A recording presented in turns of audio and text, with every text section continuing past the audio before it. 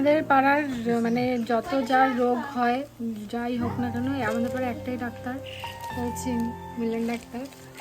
ওনাকে ফোন করবে 1 ঘন্টা আগে, উনি আসবে 2 ঘন্টা বাদে, কারণ এটা ওনার অভ্যাস।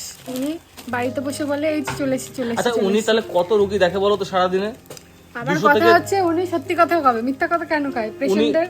তবুও দেখো ওনার তো অনেক পেশেন্ট থাকে না, অনেক পেশেন্ট থাকে, ফোন করে বলে এই তো বাড়ির কাছে কষ্ট কয়ে তুমি কয় ঘন্টা পরে আসো কত, আরে বসে থাকে তোমার বাড়িতে আসতে কয় মিনিট লাগে?